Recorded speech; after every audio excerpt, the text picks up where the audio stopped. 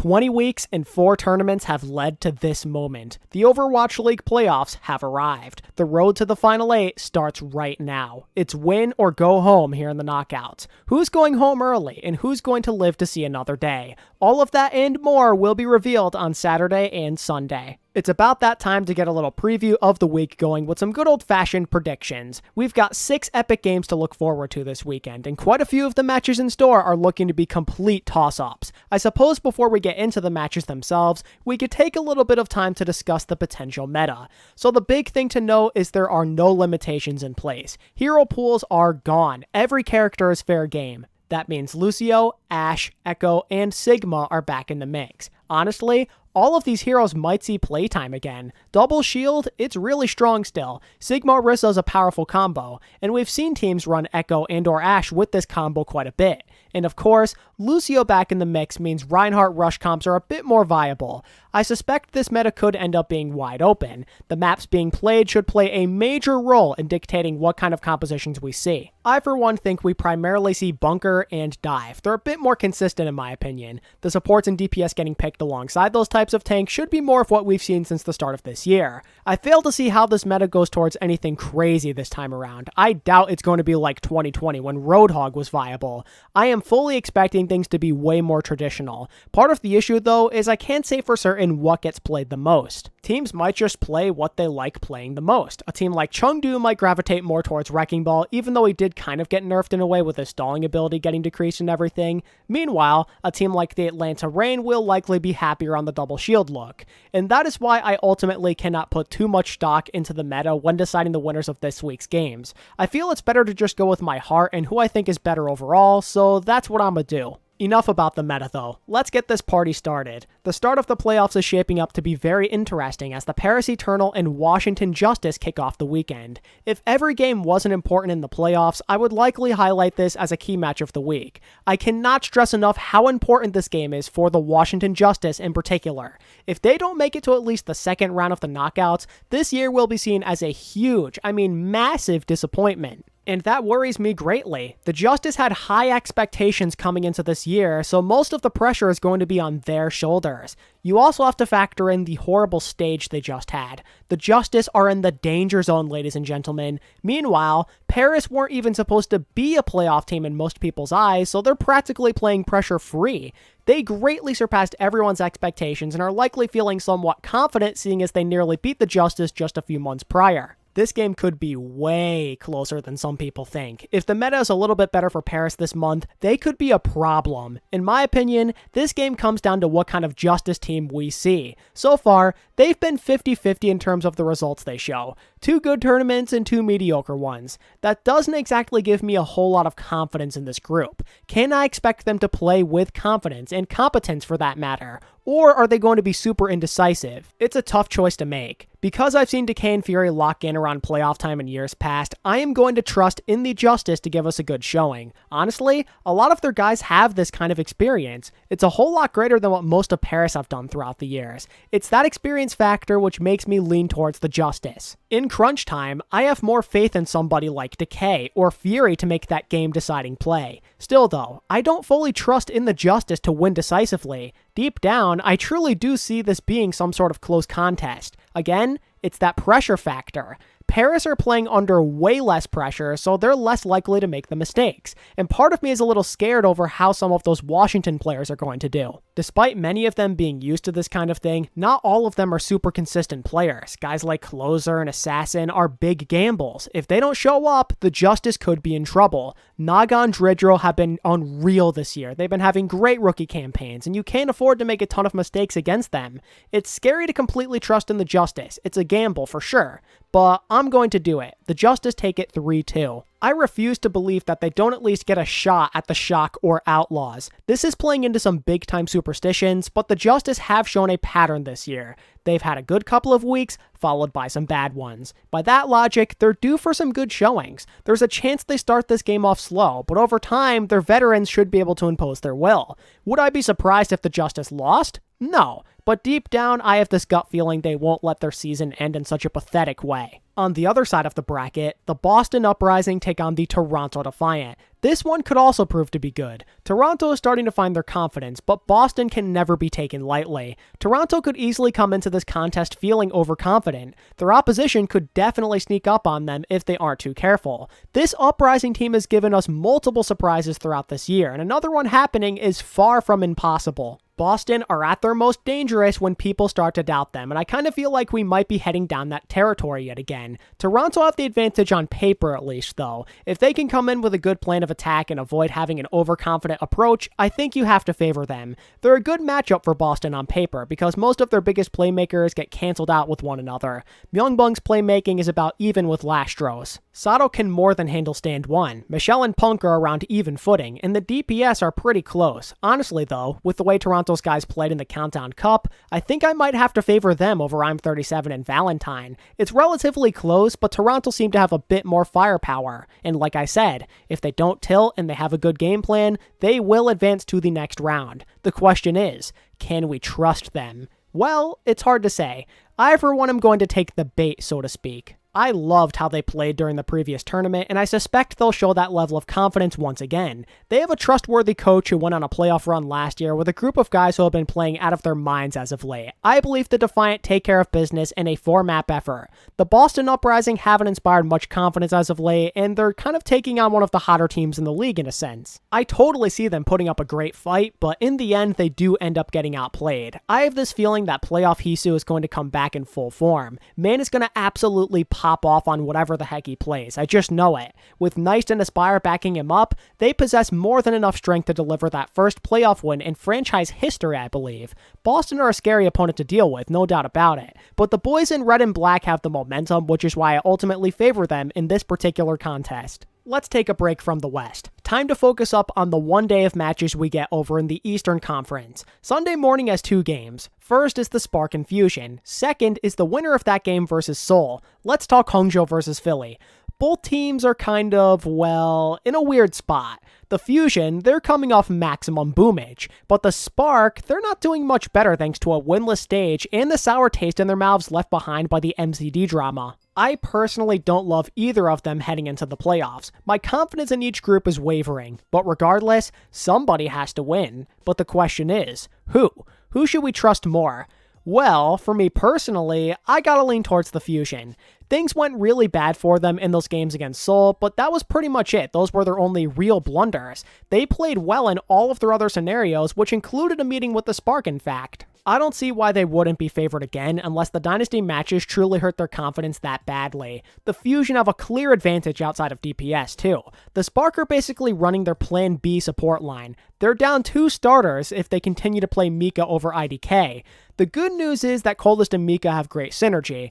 The bad news is they haven't really played much all year. MCD and IDK was their successful support line. It was a staple. So honestly, I'm a little worried. MCD in particular is someone that might be really missed. Despite what he might have said or done, he truly did have a phenomenal year. He was arguably the most reliable playmaker on that team aside from Shy. On the other hand, this team might be happier now that he's gone since he was pretty toxic after all. In that case, maybe the Spark play better than we think just because of that. I for one believe it will not be enough. While I am confident that the Spark DPS could hold their own, there are serious question marks in other places. If the meta sees a lot of Orisa, let's say, how reliable can Gushue be? And how about that support line? Can we expect Coldest and Mika to generally play at the level of Alarm and Funny Astro? Seems like a long shot if you ask me, so I'm rolling with the Fusion in a 4-map series. They're going to have the edge confidence-wise and with the amount of contributions their supports can make. While I would love to see the Spark play well, it seems like it's over. Their poor momentum and the recent drama is kind of concerning. It's not by leaps and bounds, but the Fusion definitely are in a better place, hence why I believe they shall advance. If the Fusion were to advance, that would mean they played a Dynasty just a few moments later in the day.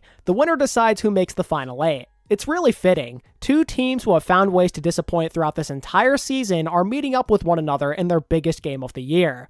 What is going to happen when 2 teams notorious for choking clash? Your guess is as good as mine, but I would say there is a clear-cut team that you have to favor if you're going off of the vibes. Seoul have to be the favorites, right? It might not be an astronomical margin or anything, but it's there. Thinking about their trajectories as a whole, Seoul have pretty much always stayed on target. Meanwhile, Philly have been all over the place. If you want to go off who is more likely to succeed, I think you have to go with Seoul. Their consistency is far greater, and technically speaking, they had a better peak this year as well. The Fusion are wildly inconsistent. However, on the other side of things, their peaks are no doubt impressive. We know what these boys can do. The Fusion, when they're on point, can pretty much push anybody in the same conference as them to their absolute limit. If these guys click, then they absolutely could defeat the Dynasty. It's one game. Anything can happen. If they figure it out, they are automatically contenders. It's those wacky inconsistencies, though, that are a real turnoff. We know they're capable of greatness. We don't see it often, though, and that's my problem. That is the exact reason why I cannot pick them to win this game. The Seoul Dynasty win the series in 5 maps. They've been a better team this year. They're up 2-1 in the series and have constantly shown better results. I don't know what the meta is going to be, so that's what I'm going on. The Dynasty are more trustworthy overall.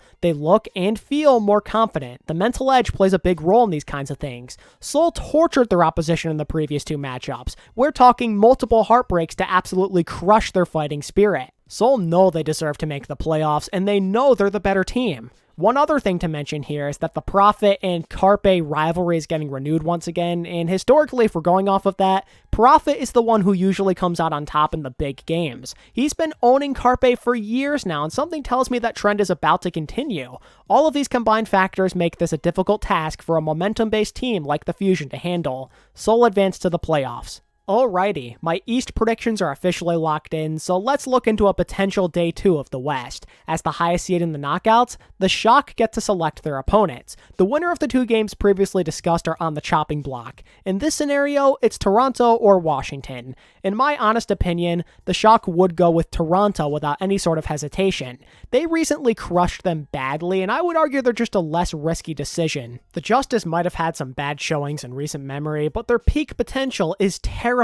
If the Justice get it going, the Shock could risk early elimination. So let's talk a hypothetical Shock versus Defiant play-in match. This one seems pretty straightforward to me. Arguably the weakest team left in the bracket versus one of the strongest. Right now, I heavily lean towards the Shock. That could maybe change as the weekend progresses, but at this moment in time, I like them a whole lot more. There is simply more to offer from a squad like this. Have they played under expectations this year? Yes. Does that mean the Shock suck though? No. First off, they've shown time and time again to be capable of defeating the mid to low tier opposition. That's not their problem. In fact, if you look at their losses, each and every one of them comes against a top 5 or better team in the Western Conference. It gives you confidence that they can handle this challenge well. Think about how much better they have looked as of late. Their only losses in the Countdown Cup came against the top teams in the conference, and they were both 5 mappers. Not making Hawaii recently was a little disappointing, but so momentum is definitely starting to build over there.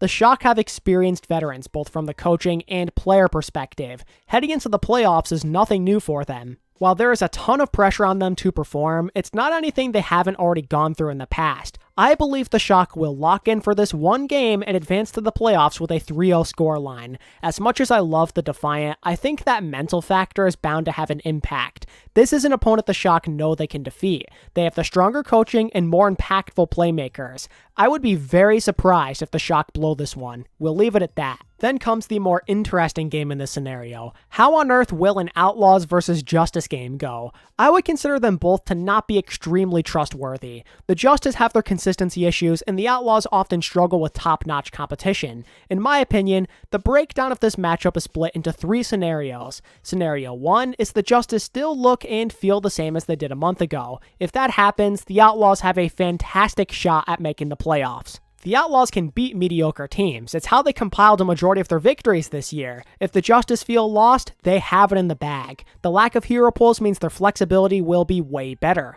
More comfort picks are back at their disposal. Sigma, Echo, Lucio, they're all great heroes for this particular group. If they manage to perform well on their comfort picks and the Justice limp their way into this game, the Outlaws take it all the way. In scenario number 2, the Justice find their groove. They look good in their matchup with Paris, then Decay and Fury, they're back in full playoff form, and then the general mistakes made by this roster are held to a minimum. They also likely get to utilize Dive, which has been their strongest comp all year basically. If all that happens, I foresee the Justice advancing. As mentioned previously, the Outlaws stink against any sort of hot team in the league. If the Justice catch fire, they are going to be doomed. Then there's the third scenario, which is the one I honestly see playing out. It's where the Justice are confident but not absurdly dominant. This is when it's probably a 50-50. If the Justice are clicking enough, they shall at least go even at multiple positions with their opponents. Meanwhile, the Outlaws would be feeling good against an opponent around their level. Being within their comfort zone against an opponent they have already beaten could have them in a pretty good spot. The game might be really good in this instance. A 5-mapper is certainly a possibility. Like I already said, this is the scenario I think that is most likely to occur. A back and forth affair where their comfort and confident levels are pretty darn close. In this instance, I think I barely favor the Outlaws in a 3-2 win. There's 2 reasons why. The first is that Houston have the mental advantage. What I've come to learn from the squad this year is they play better against the teams they have already beaten once before. It happened with teams like Florida and San Francisco. The decent opponents that they have proven to handle are the ones they seem to consistently defeat. My belief is that trend is set to continue. Aside from the mental edge, I kind of see a world where the Outlaws make less of the silly mistakes. While not always perfect, Houston have been the type of team to get outplayed or simply not have a proper understanding of the meta. The Justice are kind of the opposite with that first thing at least, and many of their bad losses, they straight up make a ton of avoidable errors. If an evenly matched contest like this comes down to who makes less mistakes, my money's on the Outlaws. Their team is a little more disciplined, not to mention that they're better at taking the initiative instead of playing so passively. On top of all of that, in recent weeks I have learned to prefer the Outlaws supports and DPS. Crimzo, Juby, and Jake is stronger than Bebe, Closer, Tuba. Decay, on the other hand with the DPS, might be a really great player, but his up and down partner Assassin makes their overall playmaking a bit less reliable compared to what Happy and Dante offer. My trust issues in the Justice the last few weeks overrides my excitement about them potentially figuring it out at the perfect time. Houston are a bit more reliable. In 2 out of 3 cases, I definitely favor them, hence why I believe the Outlaws will advance to the playoffs alongside the Shock and Dynasty. Well, there you go. My predictions that are bound to be wrong for this upcoming weekend are officially locked in. This has the making of a really epic weekend. So much is on the line, and the full playoff picture is about to be revealed. Better strap in for the ride, because the next few days are going to be epic. And that just about does it from me, ladies and gentlemen. Those are my thoughts and predictions on how the playoff knockouts will turn out. Regardless of who advances from the first day, I definitely gotta go with San Fran, Houston, and Seoul as my winners. I totally understand that these selections are not spicy at all, but everyone below them is a bit too all over the place for my liking. But maybe you feel differently. Maybe you think an upset is possible somewhere. If so, tell me who you got winning on both days down in the comments below. And if you enjoyed the video, dropping a like and a sub would be greatly appreciated. And as always, thank you all so much for watching. Your support means the world to me. And until next time, this is ATP, signing out. Peace.